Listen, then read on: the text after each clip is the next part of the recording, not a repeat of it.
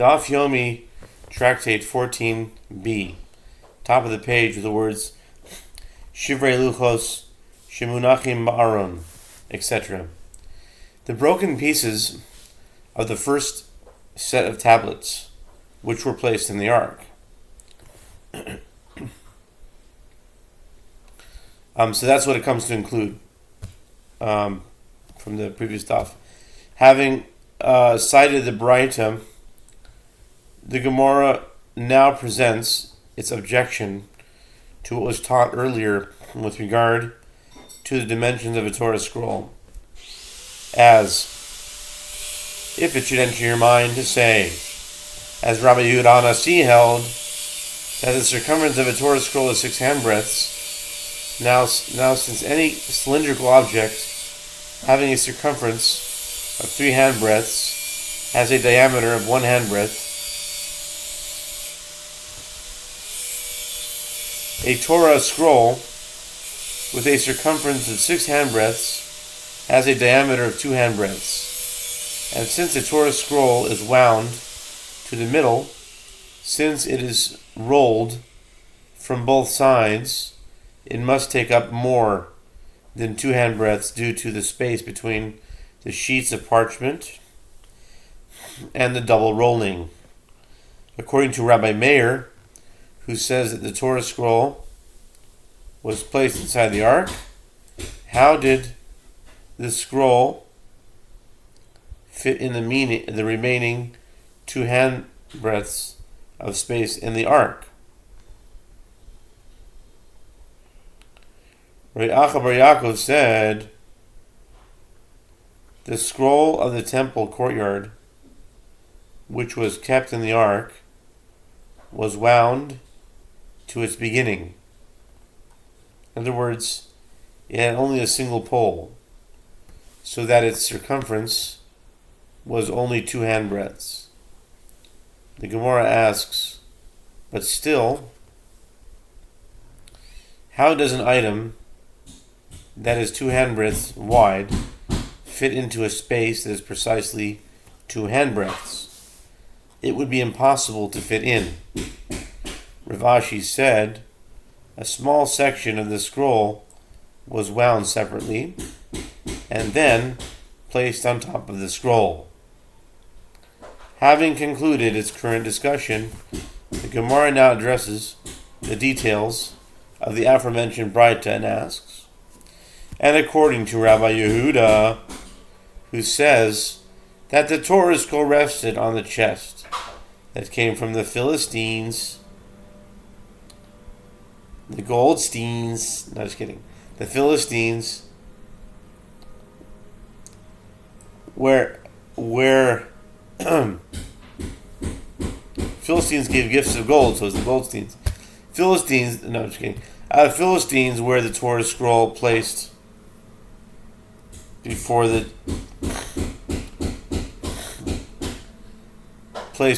chest arrived. The Gemara answers, a shelf protruded from the ark, and the Torah scroll rested on it. The Gemara asks, and according to Rabbi Meir, who says that the Torah scroll rested inside the ark, what does he do with this verse? Take this Torah scroll and put it at the side of the ark. Deuteronomy 31:26. The Gemara answers, he requires that verse to teach that the Torah scroll was placed at the side of the tablets, and that it was not placed between the 2 tablets, but it was actually placed inside the ark at the side of the tablets. The Gemara asks, and according to Rabbi Meir, where were the silver columns placed? The Gemara answers, outside the ark. The Gemara further asks, and from where does Rabbi Meir derive that the broken pieces of the first set of tablets were placed in the ark?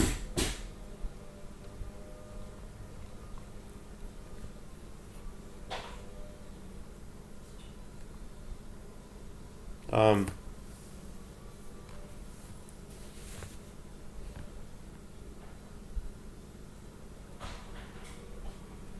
um, and where does Rabbi Meir derive the broken pieces of the first set of tablets were placed inside the ark? As the verse from which Rabbi Yehuda learns this, there was nothing in the ark except 1 Kings 8:9 is needed by Rabbi Meir to teach that the Torah scroll is placed there. The Gemara answers he derives this point from what Rav Huna expounded, as Rav Huna says, "What is the meaning of that which is written, the ark of God, whereupon is called the name of the Lord of hosts, that sits upon the cherubs?" 2 Samuel 6:2.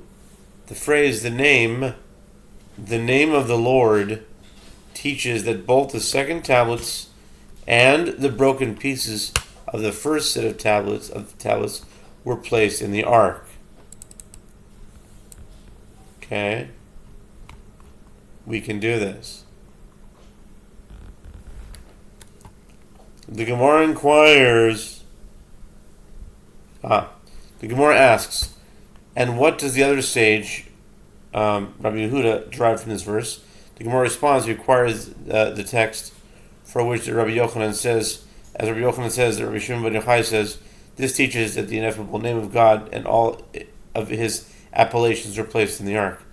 The Gemara inquires, and doesn't the other sage, Rabbi Meir, also require it for that? The Gemara answers, yes, it is indeed so. Rather, from where does he derive that the broken pieces of the first set of tablets were placed in the ark? The Gemara expounds, he derives from that which Rav Yosef taught. As Rav Yosef taught a Brita, the verses state,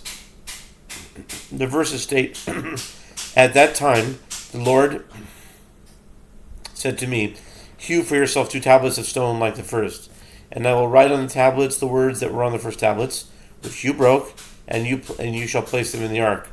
Deuteronomy 10:1-2. This teaches that both the second set of tablets and the broken pieces of the first set of tablets were placed in the ark. The Gemara asks, and what does the other one, Rabbi Yehuda, learn from this verse? The Gemara answers, he requires it for that which Reish Lakish teaches. As Reish Lakish says, what is the meaning of that which is stated? The first tablets, which you broke, Asher Shivarta, these words allude to the fact that God approved of Moses' action, as if the Holy One, blessed be He, said to Moses, may your strength be straight, because you broke them. Yasher Kochacha, may your strength be straight. Yasher Kochacha, Asher Sheshibarta. I think we have this in Tractate Shabbat as well.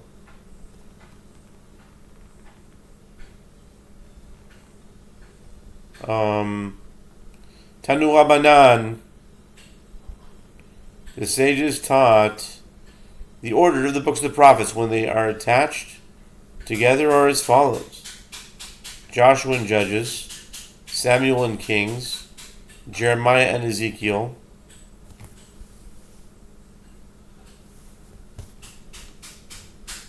and Isaiah and the 12 prophets.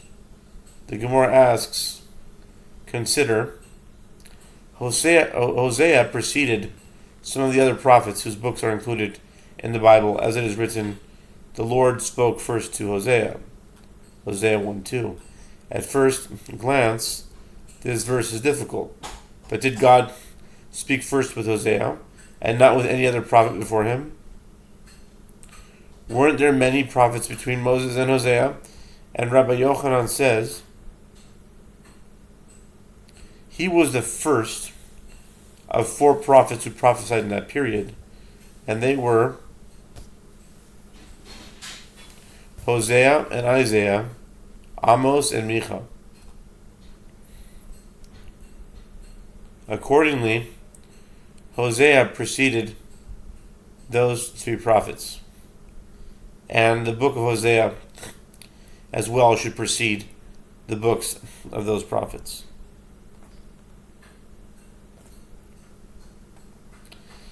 The Gemara answers, since his prophecy is written together with those of Haggai, Zechariah, and Malachi in one book of the 12 prophets, and Haggai, Zechariah, and Malachi were the last of the prophets, he is counted with them.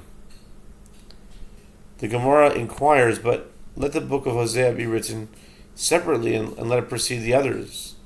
The Gemara answers, were it written separately, since it is small, it would be lost. Okay? The Gemara further asks, consider Isaiah preceded Jeremiah and Ezekiel. Let the book of Isaiah precede the books of those other prophets. The Gemara answers, since the book of Kings ends with the destruction of the temple, and the book of Jeremiah deals entirely with prophecies of the destruction, and the book of Ezekiel begins with the destruction of the temple, but ends with consolation and the rebuilding of the temple, and Isaiah deals entirely with consolation, as most of his prophecies refer to the redemption. We juxtapose destruction to destruction and consolation to consolation. This accounts for the order Jeremiah, Ezekiel, and Isaiah. The Batra continues, the order of the writings is Ruth and the book of Psalms, and Job and Proverbs, Ecclesiastes, Song of Songs, and Lamentations, Daniel, and Megillah Esther, Scroll of Esther, and Ezra and Chronicles. The Gemara asks, and according to the one who says that Job lived in the time of Moses, let the book of Job precede the others. The Gemara answers, we do not begin with suffering. In other words, it is inappropriate to start the writings with a book that deals so extensively with suffering. The Gemara asks, but the book of Ruth, with which the writings opens, is also about suffering, since it describes the tragedies that befell the family of Elimelech. The Gemara answers, this is suffering which has a future of hope and redemption. As Rabbi Yochanan says, why was she named Ruth? Spelled Resh Vav Tav, because there descended from her David, who stated a word with the root Resh Vav Hey.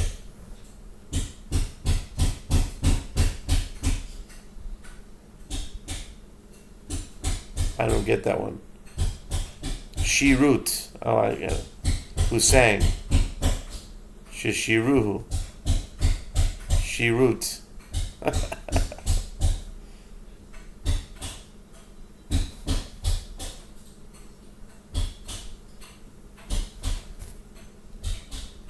Who sang a word with the resh, root, vav, taf, hey. The Holy One, blessed be He, with songs and praises.